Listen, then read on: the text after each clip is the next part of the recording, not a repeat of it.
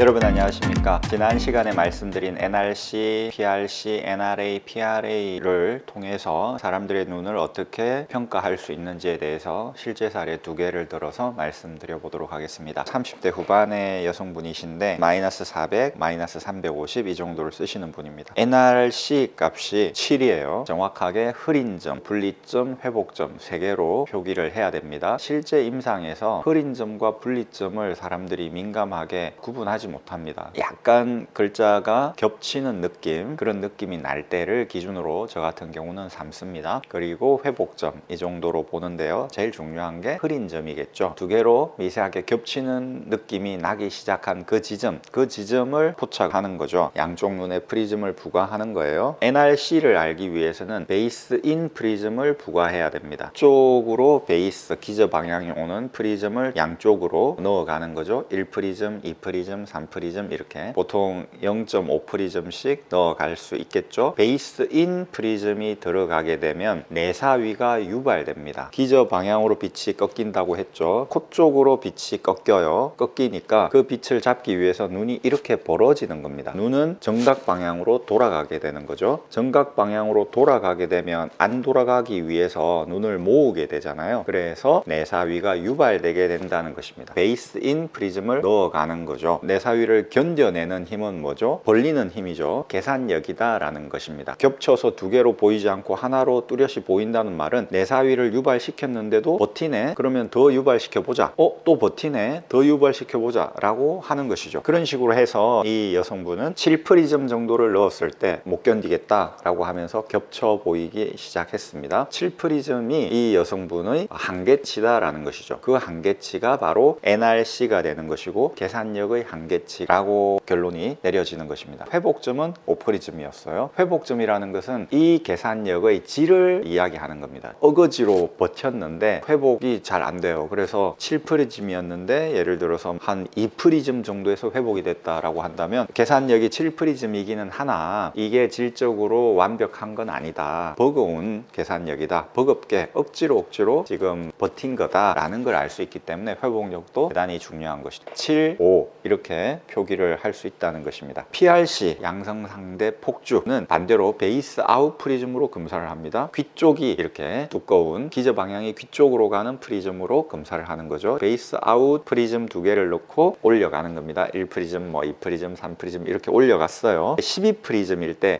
못 견디겠다 라고 한 것입니다. 10프리즘일 때 회복이 됐습니다. 이렇게 한 2프리즘 정도 차이가 나면 질적으로는 괜찮다라고 판단을 할 수 있겠죠. 신뢰를 할 수 있다는 것이죠. 그래서 이 사람은 NRC 값이 7프리즘, PRC 값이 12프리즘 거칠게 말하는 게 허용된다면 그런데 근거리에서도 검사를 해야 돼요. 40cm 정도의 시표를 놔두고 PRC 값, NRC 값을 검사해야 됩니다. 왜냐하면 눈은 2개지만 사실은 4개라고 제가 예전 영상에서 말씀드렸죠. 멀리 보는 눈 2개, 가까이 보는 눈 2개 이 4개의 눈의 조화가 깨질 때 문제가 생기는 것이기 때문에 근거리도 대단히 중요하다. 특히 현대인들은 근거리로 뭘 많이 보기 때문에 오히려 원거리보다 근거리에서 문제가 발생해서 눈이 나빠지는 경우가 많기 때문에 근거리가 대단히 중요하죠. 근거리도 검사를 했습니다. 근거리의 NRC 값은 16프리즘, 12프리즘일 때 회복이 됐습니다. 4프리즘 정도 차이가 났죠. PRC 값은 12프리즘, 8프리즘 그랬습니다. 사람이라는 게 눈을 모으는 거는 이렇게 모을 수 있죠. 그런데 양쪽으로 벌리는 거는 어렵죠. 여러분 눈을 모아 보십시오. 이렇게 모을 수 있죠. 그런데 양쪽으로 벌려 볼게요. 양눈으로 이 2 손가락을 보려고 노력을 해볼게요. 양쪽으로 벌립니다. 후가 안 나죠. 그러니까 계산력은 사람들이 낮아요. 정상적인 범위도 낮습니다. 그런데 폭주력은 높습니다. 정상값이 얼마냐 하면 원거리일 경우 NRC의 정상값이 7프리즘입니다. 근거리의 NRC 값은 21프리즘입니다. 원거리는 이분이 NRC 값은 정상이다. 그런데 근거리는 21프리즘이 되어야 되는데 16프리즘 밖에 안 됐네. 근거리는 계산력이 좀 낮네 라는 생각을 할 수 있겠죠. 근데 더 문제는 원거리 PRC 값의 정상값은 얼마냐면 18프리즘이에요. 근거리 PRC 값은 21프리즘입니다. 아까 원거리가 12프리즘이라고 했지 않습니까? 18프리즘이 돼야 되는데 12프리즘이니까 원거리 폭주력이 약한 거죠. 근거리도 21프리즘이 돼야 되는데 12프리즘이에요. 그러니까 근거리는 더 낫다. 우리가 원거리에서 눈을 모으는 것보다 근거리에서 이렇게 손가락으로 이렇게 모으면 더 많이 모이지 않습니까? 그러니까 근거리가 21프리즘 정도 돼야 되는데 12프리즘밖에 안 된다. 근거리에 PRC가 좀 문제가 되네 라는 생각을 할 수 있는 것이죠. 그리고 사위 검사를 하는 겁니다. 사위 검사를 했더니 원거리에서 내사위가 2.5프리즘, 그리고 근거리에서 내사위가 3프리즘이 나온 거죠. 내사위가 이렇게 나왔다면 NRC 값을 봐야 된다고 했죠. 원거리의 경우는 내사위가 2.5프리즘인데 7프리즘이 NRC 값이기 때문에 2.5보다 2배 이상 더 높죠. 이거에 대해서 또 공식이 있습니다. 충분히 상쇄하고 여력이 남는다라고 판단을 할 수 있습니다. 이 정도면. 근거리는 내사위가 3프리즘인데 NRC 값이 16프리즘입니다. 이것도 충분히 커버하고 남는다라는 것이죠. 이 사람은 내사위를 처방 안 해도 된다라는 결론을 내릴 수 있다는 것입니다. 그런데 9살 초등학교 2학년 학생인데 NRC 값이 4프리즘입니다. PRC 값이 3프리즘이에요. 형편없이 낮죠. 근거리 NRC 값이 역시 4프리즘입니다. 근거리 PRC 값이 3프리즘이에요. 아까 여성분에 비해서 형편없이 낮죠. 그러면 9살짜리 학생이니까 그런 거 아니냐? 아닙니다. 어린 아이들은 더 이게 상황이 좋아야죠. 나이 들수록 좀 안 좋아지고 이러는 건데, 아까는 7프리즘이었는데 3프리즘이었고 12프리즘이었는데 3프리즘입니다. 그 다음에 16프리즘인데 4프리즘, 12프리즘인데 3프리즘인 거예요. 그 여성분에 비해서 형편없이 지금 계산력과 폭주력이 낮다. 원거리에서도 조금 벌어지고 조금 모이고, 근거리에서도 조금 벌어지고 조금 모인다라는 것입니다. 그러니까 여유가 없는 거죠. 그러면 사위는 있느냐 보니까 원거리에서 2프리즘 외사위가 나오고 근거리에서 5.5프리즘 외사위가 나왔어요. 원거리에서 눈이 2프리즘 정도 외편이가 되고 근거리에서는 5.5프리즘 정도 더 많이 외편이가 된다는 것이죠. 이렇게 되면 큰 문제가 되는 것입니다. 너무 구체적으로 들어갈 수는 없고, 제가 여러분들께 말씀드리고 싶은 거는 뭐냐면, 이렇게 NRC, PRC, NRA, PRA를 가지고 실제적으로 접근을 해서 측정을 하고, 이 사람의 눈의 계산력과 폭주력, 원거리에서, 그리고 근거리에서 역시 계산력과 폭주력이 어떠한지, 그런 분모에서 분자인 사위도가 어떠한지를 보는 이런 과정을 거쳐야 된다는 것이죠. 그냥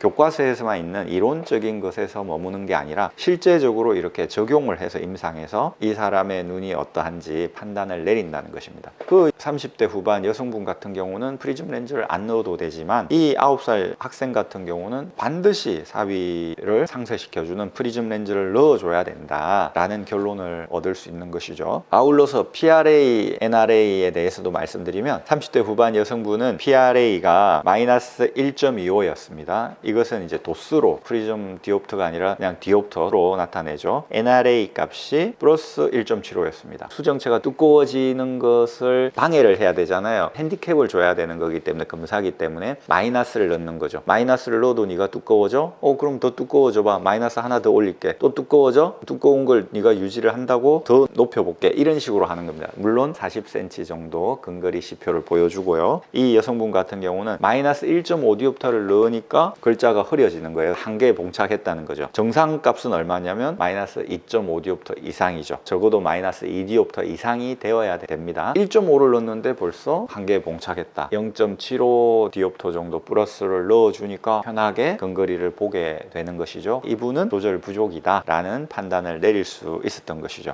9살짜리 남학생 같은 경우 역시 1.5 정도였습니다. PRA 값이. 그런데 더 문제가 됐던 건 NRA 값이에요. 플러스 1.0이었습니다. NRA 값의 정상값은 플러스 2.00이죠. 얇아지지를 않는다. 반대로 플러스 렌즈를 넣는 거예요. 플러스 0.50, 플러스 0.75, 플러스 1 넣는데, 플러스를 넣으니까 이완이 돼야 되잖아요. 왜냐하면 60디옵터가 돼야 되는데 플러스를 점점점 넣으니까 수정체가 이완이 되면서 이 60디옵터라고 하는 평형점을 맞추려고 한다는 것이죠. 그런데 이게 한계에 봉착했어요. 플러스 1디옵터를 넣으니까 벌써 흐려 보인다. 더 이상 얇아지지 않는다라는 얘기입니다. 이 학생은 PRA도 문제지만 NRA가 더 문제다. 이완이 더 안 된다. 전진도 안 되고 후진도 안 된다는 것이죠. 두꺼워지지도 않고 수정체가 얇아지지도 않는 그런 상황이다. 양옆으로 벌어지는 것도 안 되고 모이는 것도 안 되고 원거리도 안 되고 근거리도 안 되고 모든 게 지금 전후 좌우 다 막혀 있는 상황이다라는 것이죠. NRA 값이 유난히 낮다.